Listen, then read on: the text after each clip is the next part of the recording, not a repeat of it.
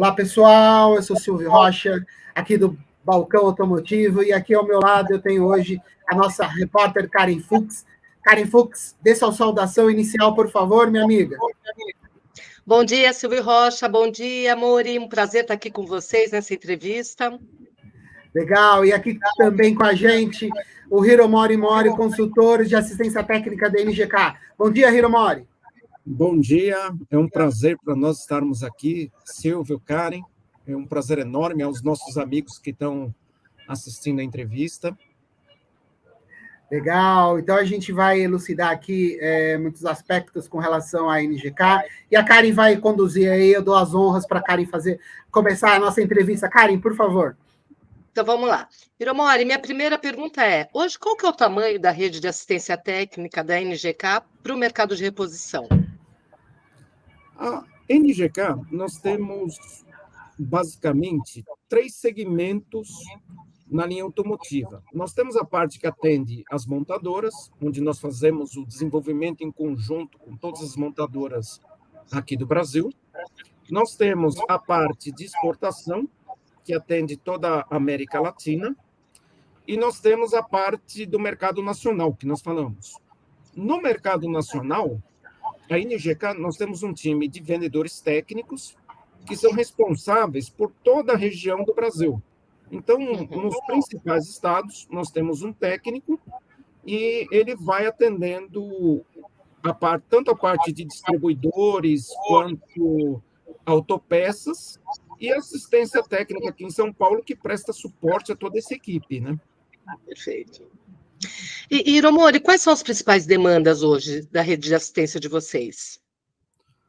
Olha, hoje nós trabalhamos muito forte na parte de capacitação e informação ao mercado, né? Perfeito. Então, nós procuramos desenvolver palestras novas, vídeos de treinamento. Então, se você entrar no site da NGK, você vai ver que tem uma série de vídeos que são voltados ao mecânico, onde um mecânico pode tirar as principais dúvidas, né, de aplicação.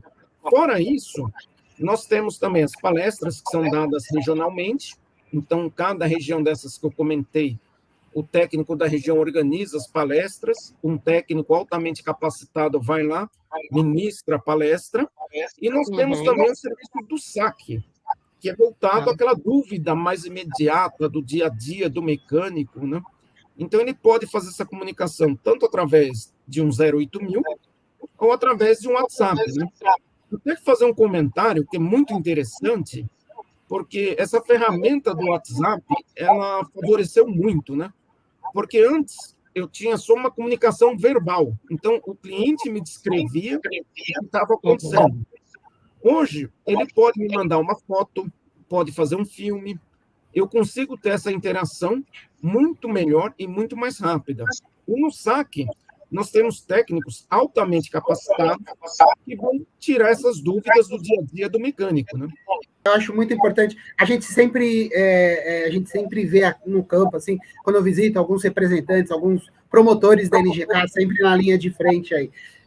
Com relação ao desenvolvimento de novos produtos. A gente sabe que ouvir a opinião de quem está no campo, de reparadores, de varejistas, é sempre muito importante, né, na hora de conceber um produto. Então, eu queria que você falasse como que se dá isso na NGK. Eu já tive a oportunidade de visitar a NGK, é um processo muito interessante, né, de fabricação. Inclusive, você estava lá no dia que apresentou para a gente, muito legal. Então, eu queria que você falasse um pouco para a gente disso. Silvio, eu até agradeço o comentário que você fez da nossa planta. A nossa planta realmente é muito bonita, né? Vale a pena conhecer, né? Nós sempre estamos abertos a receber visitação, é um prazer enorme. Agora, como eu comentei no início, nós temos basicamente 3 linhas de trabalho, né? Uma é as montadoras, o OEM, que nós falamos, né? Isso daí traz uma grande vantagem, porque todo produto que é desenvolvido para o OEM, ele também é desenvolvido para o mercado de reposição.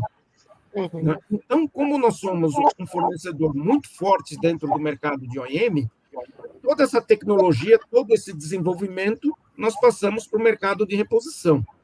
E os nossos vendedores, promotores, a própria assistência técnica, nós sempre estamos visitando o mercado e verificando qual a necessidade do mercado. Porque, por exemplo, pode ter um veículo importado que está entrando muito no mercado, nós não temos a peça disponível aqui no Brasil. Essa informação entra para dentro da NGK, nós verificamos se já temos o produto desenvolvido. Se tivermos, é muito mais fácil, né? Nós importamos ou nacionalizamos um produto, né? Ou, se não temos, aí nós solicitamos para a nossa matriz o desenvolvimento desse produto para o nosso mercado. Vocês atendem a linha leve, pesada, moto? Quais são as linhas que vocês atendem hoje, a NGK? Olha, nós temos uma presença muito forte no mercado automotivo, também muito forte, é até engraçado de comentar, no mercado de motocicletas nós temos mais de 96% de participação, então é fortíssimo no mercado de motocicletas. Nós também temos a parte de diesel leve, que seriam picapes, vans, né, com as velas aquecedoras. Então, nós procuramos atender esse mix de produtos aqui no nosso mercado. Perfeito, perfeito.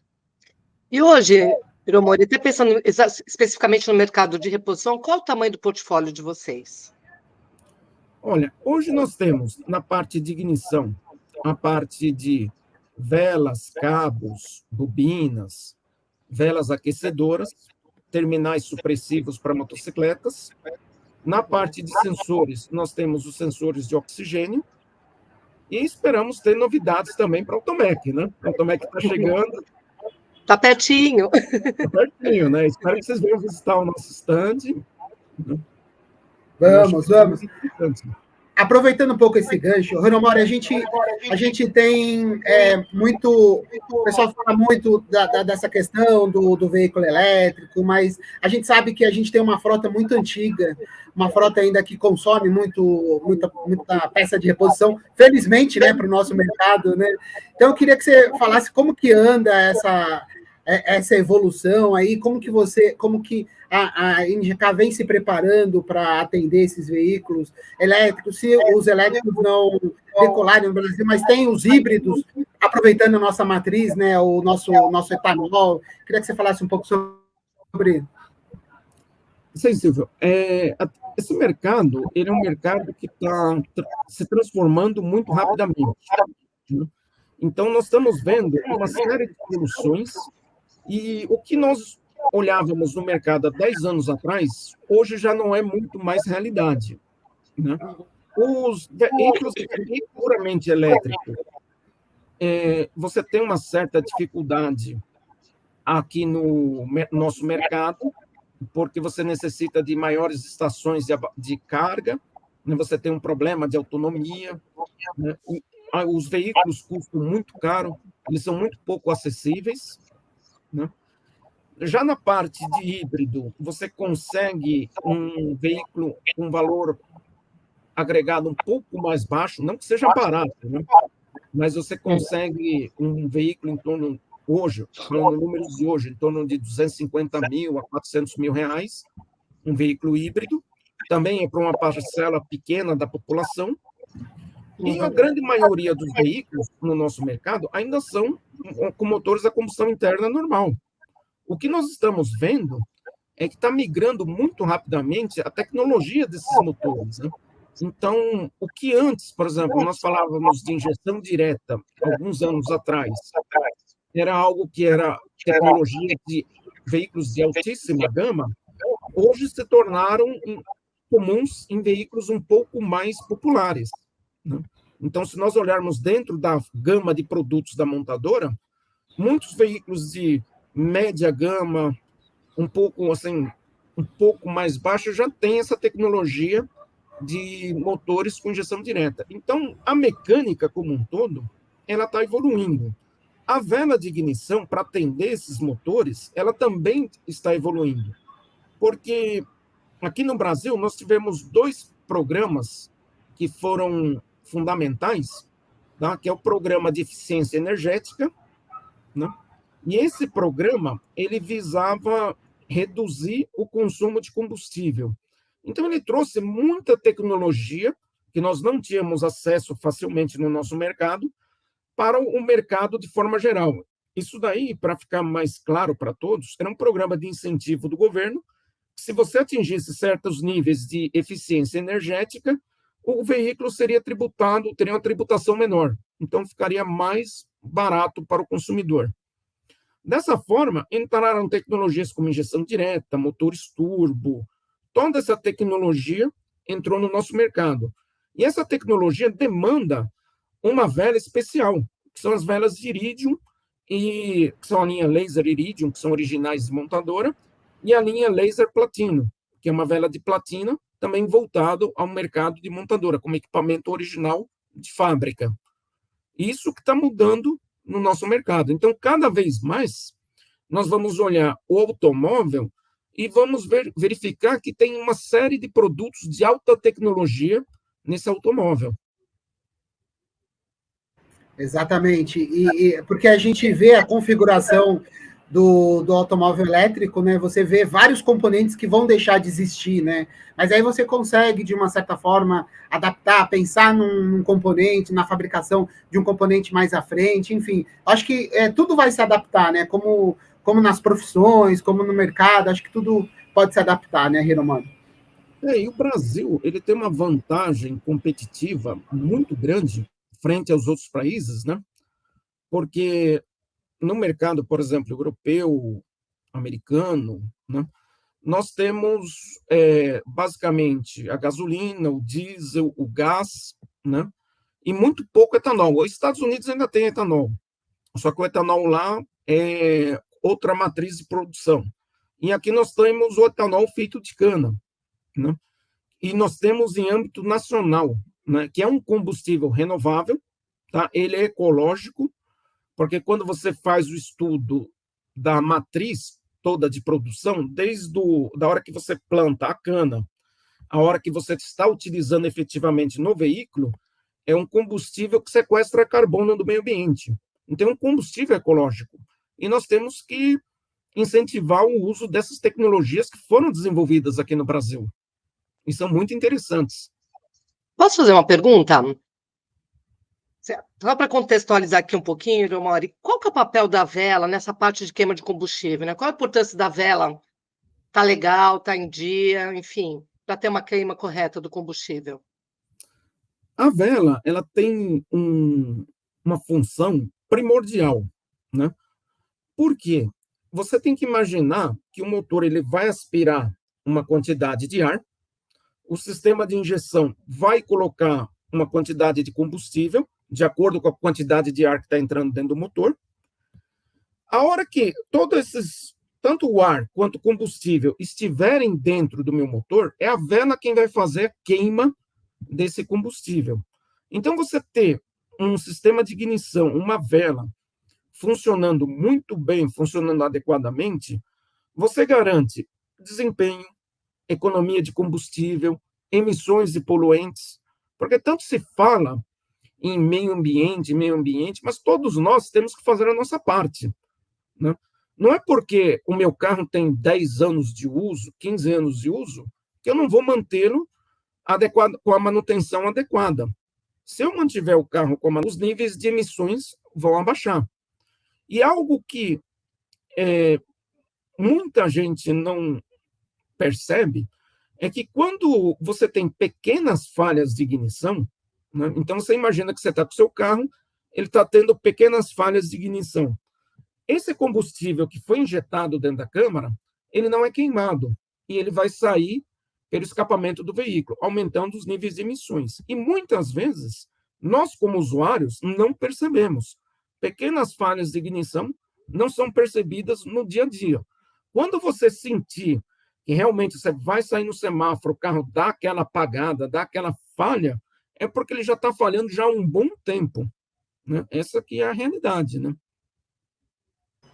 Perfeito. O Kai Hiromori, Hiromori, você, pelos treinamentos que são ministrados, a gente viu aí que na época de pandemia foram muitos treinamentos virtuais em nível Brasil. A gente espera que isso agora presencialmente continue.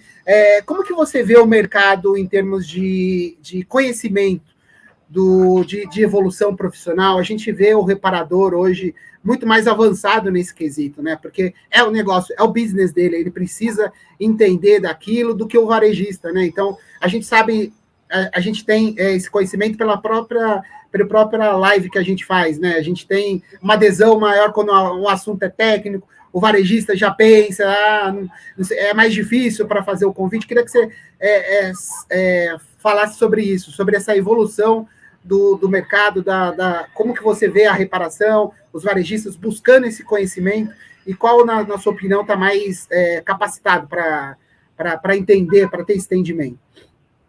Silvio, essa evolução assim, foi fantástica, né, no mercado automotivo. Ela foi muito interessante porque nós falássemos há 5 anos atrás de treinamento, todos nós falávamos de treinamento presencial. Então vai um técnico, ou você vai até uma entidade lá no seu estado, na sua cidade, fazer um curso de capacitação. Hoje, com a internet, com o YouTube, o Instagram, você democratizou o acesso à informação. Isso é muito bom, né? Facilitou muito para os fabricantes, para as próprias montadoras, divulgarem informações no mercado. Só que, por outro lado, você também tem uma geração de conteúdo muito pulverizado. E, muitas vezes, fica difícil para quem está do outro lado da câmera, né? Quem está assistindo o conteúdo, saber se aquele conteúdo é de boa qualidade ou é um conteúdo com uma qualidade não tão boa, né? Então, essa avaliação ficou mais difícil. Então, ao mesmo tempo que eu divulgo muito mais produtos, divulgo mais treinamentos, eu não sei se esse treinamento que eu estou assistindo é de boa qualidade. Então, uma recomendação que eu faço aos nossos amigos mecânicos, reparadores, autopeças, procurem sempre fontes confiáveis, né? Então, eu vou procurar uma fonte confiável que está vindo com um técnico qualificado para apresentar essa tecnologia. E aquilo que eu comentei, nos últimos 10 anos, os veículos mudaram muito, muito. Então, eu não posso mais, como mecânico, ter aquela postura, eu sempre fiz assim e continuo fazendo. Né? Os motores evoluíram, os produtos evoluíram, a tecnologia evoluiu, e os métodos diagnósticos evoluíram muito. Então, eu preciso me adaptar a essa nova condição de mercado. Perfeito. Até complementando um pouquinho, né, Iromori, você falou tudo, né? A informação está acessível a todos, até de repente o reparador que está em localidades mais remotas, né? Você viu que o cara às vezes não tinha como ir fazer um treinamento presencial, né? E tem que tomar um cuidado, né? Porque às vezes uma informação errada pode comprometer até a segurança do veículo, né? É uma coisa que tem que ter um ponto de atenção aí enorme, né? Não só a segurança, Karen, como também o custo do reparo, né? Garantia, né? Garantia. Para o mecânico, nós falamos muito em garantia, você garantir o seu serviço. Então, quando você utiliza a técnica correta de diagnóstico, utiliza peças de boa qualidade, você garante a qualidade do seu serviço. Já para o outro lado, se você erra no diagnóstico, começa a trocar muitas peças, o custo desse reparo ele começa a aumentar muito, né? Muitas vezes nós procuramos uma oficina não porque ela é melhor, mas porque ela é mais barata. Isso é um erro, porque muitas vezes eu troco uma peça, troco outra do carro e não consigo resolver. Aí eu acabo indo naquela oficina que teoricamente teria um custo de reparo maior, e ele rapidamente consegue identificar o problema do veículo, troca a peça correta, solucionou o problema do meu carro. Se eu colocar todas as peças que eu troquei, que não necessariamente teriam que ser trocadas, o custo do reparo começa a ficar muito alto, né? Então, essa exigência técnica do reparador, do mecânico, ela vai aumentando, né? Então, é algo que nós vamos ver, a valorização da mão de obra. Cada vez mais profissional, é super positivo isso para todo mundo, né? Não, super positivo. Eu conheço algumas oficinas que você olha, nossa, dá de 10-0 em muita concessionária. A oficina é muito bem equipada, muito bem os profissionais são muito bem treinados, o equipamento é muito bom, o ambiente é bom de trabalho, a oficina é bonita, né? Então, ela oferece uma série de vantagens para o consumidor que antes nós não víamos no nosso mercado. O Hiромori, é tão boa a oficina, às vezes presta um atendimento de tanta qualidade que vem a concessionária e pega o profissional, né? Que esse é um problema recorrente na reparação e também no varejo, que é a falta de mão de obra, né?